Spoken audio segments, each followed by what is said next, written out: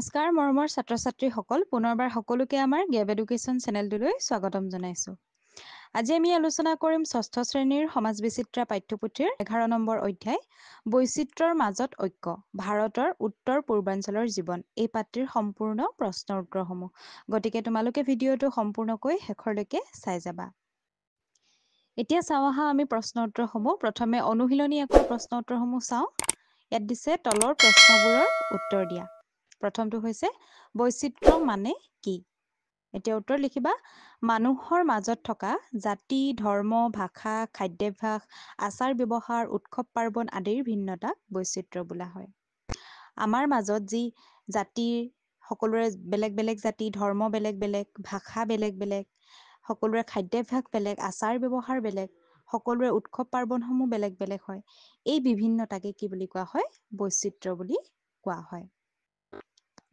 তাৰপিছতে খ নম্বৰটোত দিছে ঐক্য মানে কি? তেওঁ উত্তৰত লিখিবা সমাজ এখনত বৈচিত্ৰ্য থকা স্বত্বেও একেলগে শান্তিতে মিলা মিছা পৰস্পৰক সন্মান জনাই থকাৰ মানেই হৈছে ঐক্য। এতিয়া আমি প্ৰথমটোত পাইছিলোঁ বৈচিত্ৰ্য। বৈচিত্ৰ্য মানে হৈছিলে যে সকলোৰে বেলেগ বেলেগ ধৰ্ম আছে, জাতি আছে, খাদ্যাভ্যাস আছে, সেইসমূহ থকাৰ উপৰিও আমি একেলগে একেখন সমাজত শান্তিৰে মিলা মিছাকৈ থকাকেই কি বুলি কোৱা হয়? ঐক্য বুলি কোৱা হয়। এতিয়া গ নম্বৰটো চোৱা বৈচিত্ৰৰ মাজত ঐক্য বুলিলে কি বুজা? তেওঁ উত্তৰত লিখিবা যেতিয়া বিভিন্ন জাতি, ধৰ্ম, ভাষা আদিৰ মানুহে নিজৰ ভিন্নতা অটুট ৰাখি একে সমাজ বা ৰাষ্ট্ৰত মিলা মিছা কৰি থাকে তাকেই বৈচিত্ৰৰ মাজত ঐক্য বোলা হয়। ঠিক তেনেকৈ আমি ঐক্য আৰু বৈচিত্ৰ্য পাই আহিছিলোঁ। ইয়াত কোৱা হৈছে যে বৈচিত্ৰৰ মাজত ঐক্য বুলিলে কি বুজা? এতিয়া আমি আমাৰ মাজতে বিভিন্ন ধৰণৰ ধৰ্ম আছে, ভাষা আছে, সেইসমূহ থকাৰ উপৰিও আমি একেখন ৰাষ্ট্ৰতে একেখন সমাজতে আমি সকলোৱে একে হিচাপে মিলা মিছা কৰি থাকোঁ। সেইটোকে কোৱা হয় যে বৈচিত্ৰৰ মাজত ঐক্য।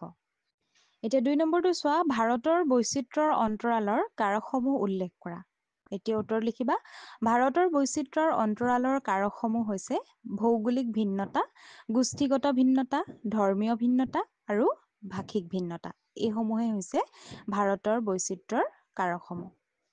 তাৰ পাছতে 3 নম্বৰ প্ৰশ্নটোত দিছে ভাৰতৰ ভৌগোলিক ভিন্নতাৰ উদাহৰণ দিয়া। এতিয়া উত্তৰ লিখিবা ভাৰতৰ ভৌগোলিক ভিন্নতাৰ উদাহৰণ হৈছে উত্তৰে সুউচ্চ হিমালয় পৰ্বতমালা, আকৌ দক্ষিণে সুবিশাল মহাসাগৰ।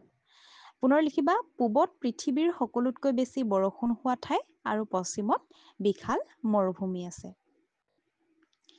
তাৰপিছতে অনুশীলনী 2 প্ৰশ্ন উত্তৰসমূহ চাওঁ আহা। এতিয়া প্ৰথমটো দিছে ভাৰতক কিয় ধৰ্ম নিৰপেক্ষ দেশ বুলি কোৱা হয়? এতিয়া উত্তৰ লিখিবা ভাৰতত সকলো ধৰ্মক সমানভাৱে সন্মান কৰা হয়। কোনো এটা ধৰ্মক ৰাষ্ট্ৰধৰ্ম হিচাপে স্বীকৃতি দিয়া হোৱা নাই। সেইবাবে ভাৰতক ধৰ্ম নিৰপেক্ষ দেশ বুলি কোৱা হয়। গতিকে ভাৰতত সকলো ধৰ্মকে সমানভাৱে সন্মান কৰা হয়, সমান চকুৰে চোৱা হয়। এতিয়া খ নম্বৰটো চোৱা মকৰ সংক্ৰান্তিৰ সময়ত পালন কৰা দুটা উৎসৱৰ নাম উল্লেখ কৰা। এতিয়া উত্তৰ লিখিবা মকৰ সংক্ৰান্তিৰ সময়ত পালন কৰা দুটা উৎসৱৰ নাম হৈছে অসমত মাঘ বিহু পতা হয় আৰু তামিলনাডুত পোংগল পতা হয়। এইকেইটা।